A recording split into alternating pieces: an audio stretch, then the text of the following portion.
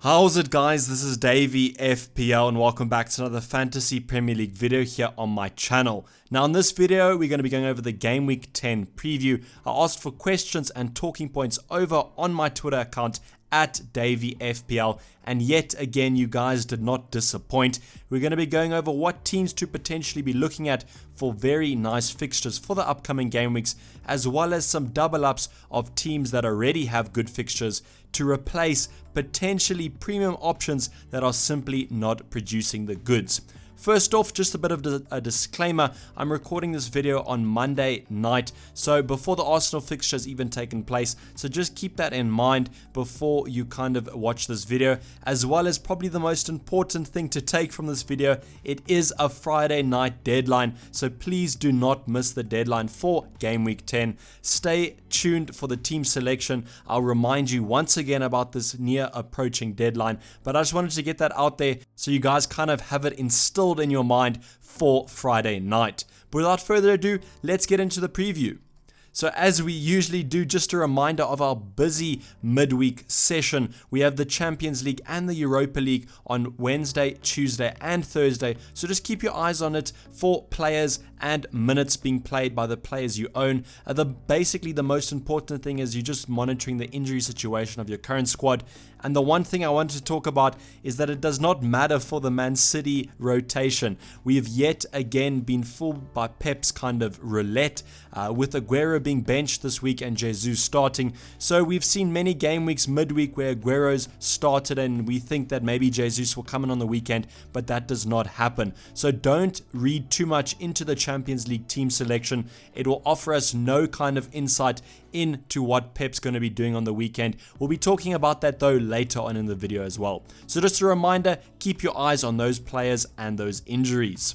So the first question I wanted to cover is this whole wildcard debate. I'm usually asked quite a lot of questions when I ask over on Twitter about what's the best time to wildcard and when I'm going to be wildcarding personally. So this is my current team setup. I've made no transfers for the upcoming Game 10. This is simply the team that finished Game Week 9, and as you can see, we've got a couple of fires to put out there, the likes of maybe PUKKI and if Otamendi and Salah remain injured. But I wanted to show you this team as if I was to wildcard. I honestly don't know what I would change. Obviously there would be a couple of players that I would change and maybe downgrade the defense a little bit, but FPL this season is so unpredictable. FPL is usually unpredictable, but especially this season I just simply can't predict what's going to be happening in the future, and I think I've almost saved myself a couple FPL points by not wildcarding.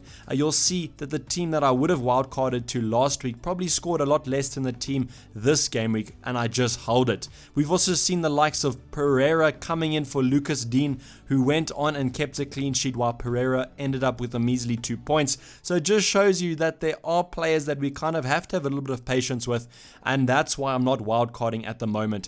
I will wildcard if a big thing does happen, like Salah is injured for a long time. Touch wood that he's not, but an example of that is I would use the wildcard to shift the funds all around. But right now I don't really see a point in wildcarding. When the team I get next game week with the wildcard, I still would want players out as FPL is just so unpredictable. So for the best time to use your wildcard, it's just whenever you feel like it. When you look at your side and you honestly think to yourself, I don't want any of these players, even if it's not all of them, maybe 6 or 7 or even 8 players you don't want anymore, then I would recommend using the wildcard. Otherwise a -4 hit at this time of the season does not usually hurt anybody, and you have plenty of game weeks to kind of keep it up. But in terms of my team, I don't really think I'll be wildcarding this game week.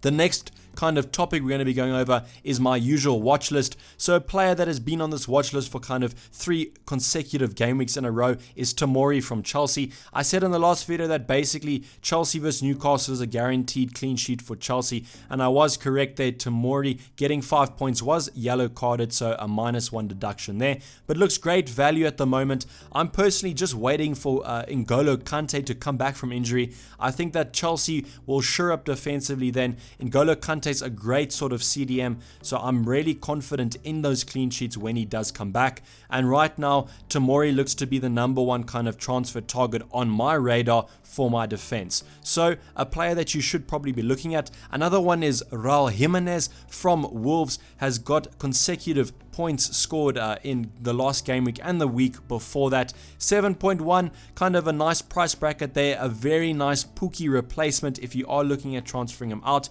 He's managed 2 assists and 3 goals over his 763 minutes. The one thing that I'll talk about when we cover the Wolves objective is kind of a more in-depth analysis on Wolves and their attacking assets. So not going to go into too much depth now.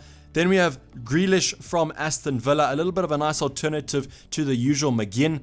Comes in at 5.9, around the same price as McGinn, but he's managed 3 assists, 2 goals, and has played basically every minute. So that's why I kind of like Jack Grealish. He's guaranteed to start in that lineup, and he does seem to be getting into a little bit more of an attacking role over the past couple game weeks, which is always appetizing for us FPL managers. So this is kind of my watch list. Let me know down below what yours is. So, a question that I'm kind of having to answer basically every game week, and I will be probably answering it for myself as well, as I am still a PUKKI owner, is just simply what to do with PUKKI. I've highlighted his last 4 game weeks on the screen there: Burnley, Crystal Palace, Aston Villa and Bournemouth, and he's returned a total of 4 points, having played basically any minute. That is highly disappointing, and I won't lie, I did have more expectations for PUKKI. He doesn't have to score every single game week by no means, but I am expecting him to score against the weaker opposition. And when you look at the likes of Bournemouth away, I know their defense is shoddy and that game probably was a bit of a letdown, but he definitely has to be scoring in that one. And even the Aston Villa game, everyone has been saying how Norwich are potentially better at home than away, but I think we've seen that that's not the case. I think with PUKKI, if you can transfer him out and there isn't a bigger fire, I would do it. I would look at the likes of maybe Vardy, Abrahams definitely if you don't own him, and the likes of Jimenez as I highlighted in this video. You could even opt for the likes of Callum Wilson, but I think that boat has kind of sailed on this whole Norwich blank.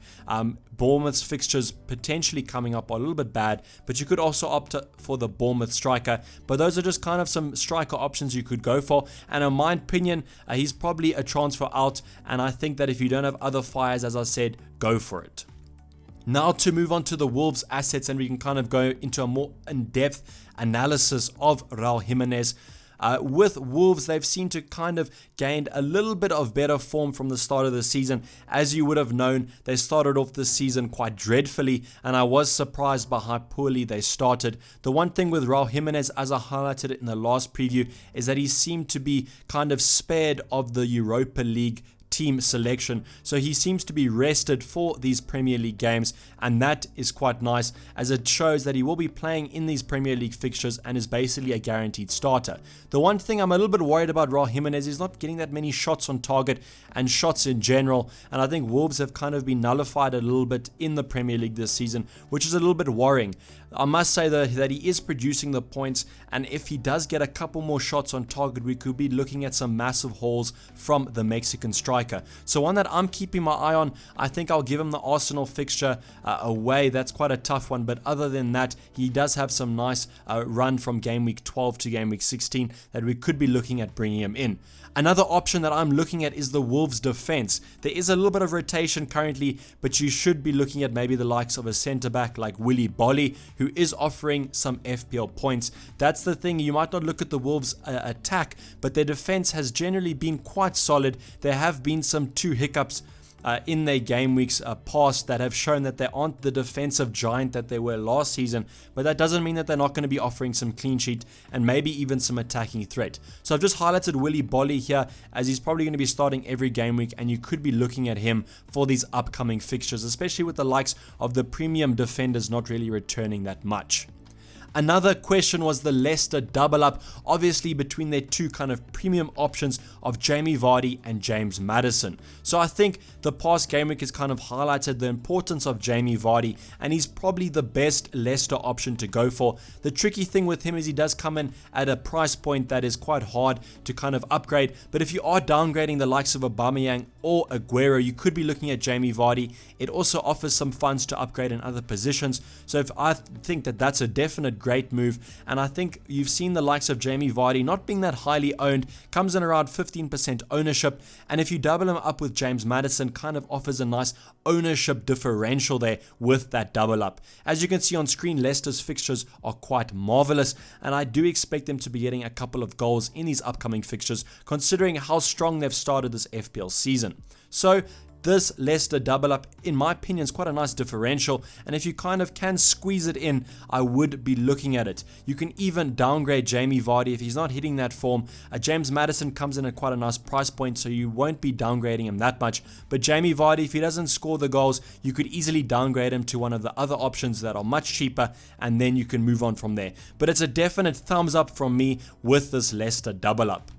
So the other question, and kind of the main question for this preview, is the Man City assets and what to do with them. So I'm going to be running through players, in my opinion, what to do with them if you do have them in your FPL squad or are looking to get them in.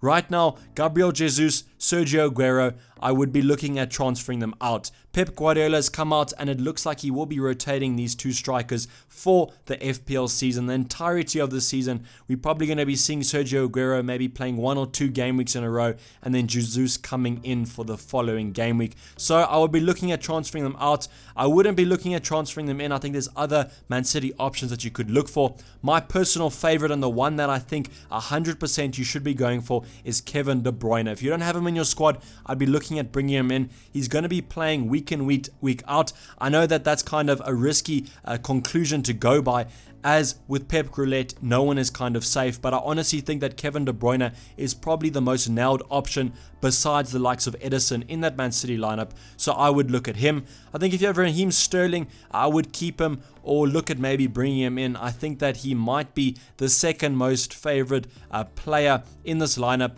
As you can see, he was rotated, and with the likes of someone like Bernardo Silva and David Silva, who were also rotated, you could be looking at those midfielders, but I just think that Raheem Sterling might have that highest ceiling compared to David Silva or Bernardo Silva. But I think if you want to take a punt, it would be on David Silva at the moment. I think that he looks to be in great form, and he is playing consistently, so definitely one on my radar. And I think if you want to kind of take a cheeky differential in that Man City lineup, David Silva's your man. So HEUNG-MIN Son, another player that I'm kind of talking about every single game week. I think now I would transfer him out. He has a tough fixture coming up against Liverpool and Everton, and then Sheffield United, who've been no pushovers themselves. So if you do have him in your squad, I'd be looking at transferring him out. He's dropping in price quite rapidly, so definitely one that I would be looking at transferring him out. I know that Spurs are in quite dreadful form, but he does kind of offer some attacking threat, but I just think that the fixtures are a little bit bad at the moment, and we could kind of use these fixtures as a building block for Spurs to gather some better form, and then we transfer him back in for hopefully a cheaper price. So I wouldn't be looking at bringing him in, and if you do have him, I think it is a transfer out, unfortunately.